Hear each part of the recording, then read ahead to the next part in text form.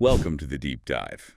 Today, we're really ripping through this incredible stack of sources you sent over, all focused on Elon Musk. Yeah, he's certainly someone who generates a lot of headlines. Absolutely. Yeah. And when you just look at the sheer scope, PayPal, rockets, electric cars, even brain computer stuff. Right. It's clear he's not just thinking about the future. He's actively trying to build it, often against some pretty crazy odds. That's exactly it. And that's our mission today, really, to kind of explore the thinking, the mission behind the guy running SpaceX, Tesla, and all the rest. Yeah, go beyond the tweets and the headlines. Exactly. We want to pull out the key insights from these sources, help you understand how he tackles these almost sci-fi level goals.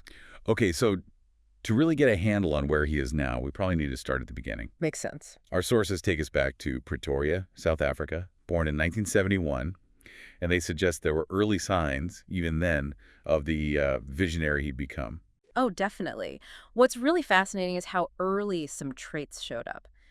The sources paint him as this really curious kid, but also intensely introverted. And that entrepreneurial streak, it was there super early. Get this.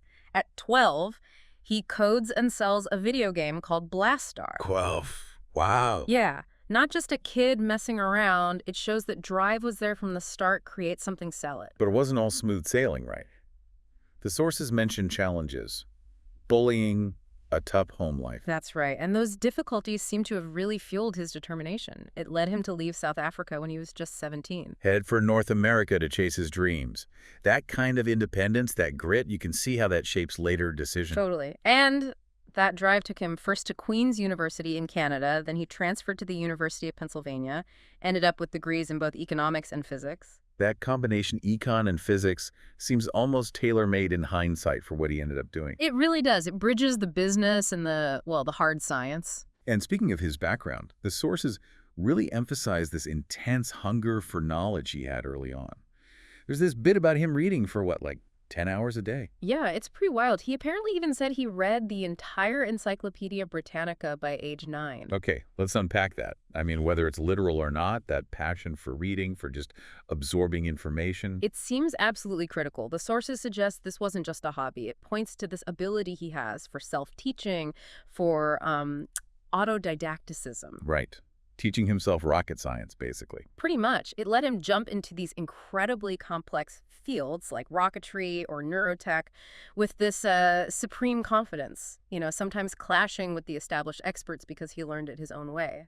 That self-taught approach definitely seems core to his disruptive style. Absolutely. So this deep dive into learning seems to have pushed him straight into the tech world right after college. No messing around. Nope. Straight into the startup game. And while people know PayPal, his first big one was actually Zip2. Zip2. That was the city guide thing for newspapers. Exactly. And even then, the sources show him pushing, wanting to scale it up massively, arguing with investors to make it this huge internet portal, not just a directory. Already thinking bigger. Always. And it paid off. Compaq bought Zip2 in '99 for $307 million. Not bad for a first major venture. Not bad at all. And right after that, he jumps into online finance with X.com. Which eventually became PayPal after a merger. Right, it merged with Confinity. And that leads to another huge milestone. eBay buys PayPal in 2002 for $1.5 billion. And Musk's share was significant. Very. He walked away with about $180 million personally. Okay, so here's where it gets really interesting for me. Based on the sources.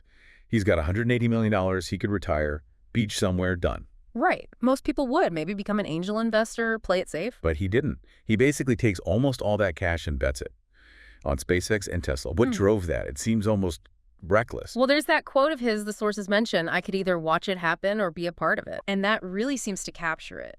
The sources suggest it's not just ambition, it's this deep-seated belief that his capital had to be used for these huge civilization-level problems. Like it was an obligation. Almost a moral imperative, yeah.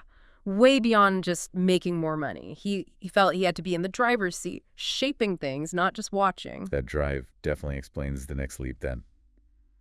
SpaceX. Yeah. Founded in 2002.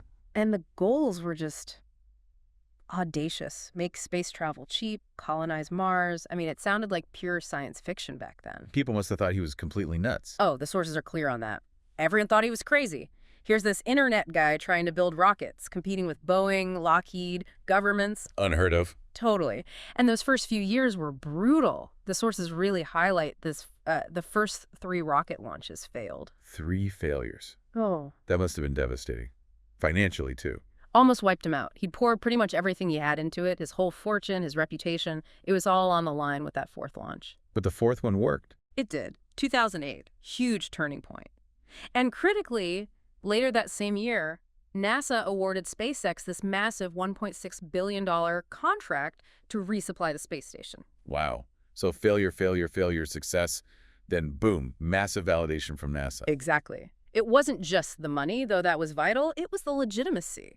It proved this private space thing could actually work. And since then, the achievements have just stacked up. First private rocket to orbit. First private capsule to dock with the ISS. And the Falcon 9, the reusable rockets. That feels like a game changer. Oh, absolutely. Landing those first stages back on drone ships or landing pads, that drastically cuts the cost of getting to space. It's revolutionary. And another big one the sources noted. Right. 2020 SpaceX becomes the first private company ever to send astronauts into orbit into the ISS. Breaking the reliance on governments for human spaceflight.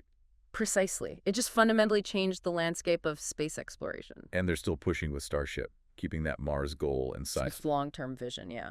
Okay, so while he's literally reaching for the stars, he's also tackling things down here on Earth. Tesla. Right. Tesla Motors. He didn't found it, actually. Martin Eberhard and Mark Tarpenning did.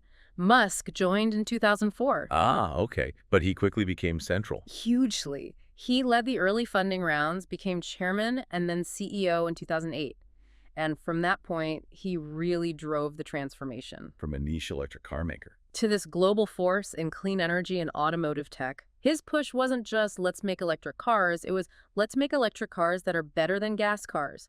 Desirable, high-tech, fast. Accelerating that whole shift to sustainable energy. That was the stated mission, but man, it wasn't easy. No kidding, the sources are full of the struggles. Yeah. Constant criticism, production hell. Oh yeah, the Model 3 ramp-up was legendary for the stress. Near bankruptcy scares multiple times. A real roller coaster, like SpaceX. Definitely a pattern there. But look where Tesla is now. One of the most valuable car companies on the planet. Model S, 3, X, Y, they're everywhere. And what's fascinating, which the sources point out, is how they got there without traditional advertising. Right. Zero ad spend, basically. It's all product, innovation, word of mouth, and, well... Elon's Twitter feed, now X. Exactly. Which, the sources do touch on this, is kind of a double-edged sword, wouldn't you say? How so?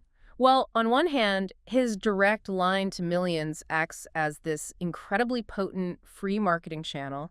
He is the brand in many ways. The ultimate influencer for his own stuff. Right.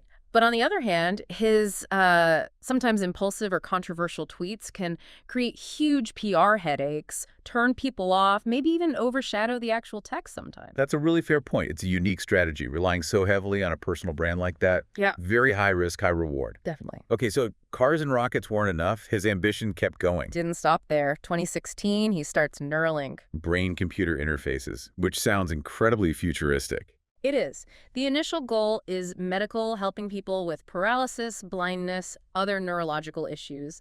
But the long-term vision the sources describe, it's about achieving symbiosis with AI, direct connection. Wild stuff. Then there's the Boring Company. Right. Trying to solve traffic by digging tunnels, creating these high-speed underground loops. Like the one in Vegas. That's the main example so far, yeah. A totally different kind of infrastructure play. And then, of course, the big one recently, buying Twitter in 2022, rebranding it as X. Huge move. And according to the sources, his stated goal there is all about creating this platform for free speech and fostering innovation in how we communicate online. Though, as the sources make very clear, that whole venture has been packed with controversy and challenges. Absolutely. Lots of debate around content moderation, the business model, the changes. It's been tumultuous, to say the least. So pulling back, looking at all these ventures, rockets, cars, tunnels, brains, social media, there's this pattern, isn't there? It's a refusal to accept limits. Yeah, and a willingness to bet big, personally, on these huge technological leaps.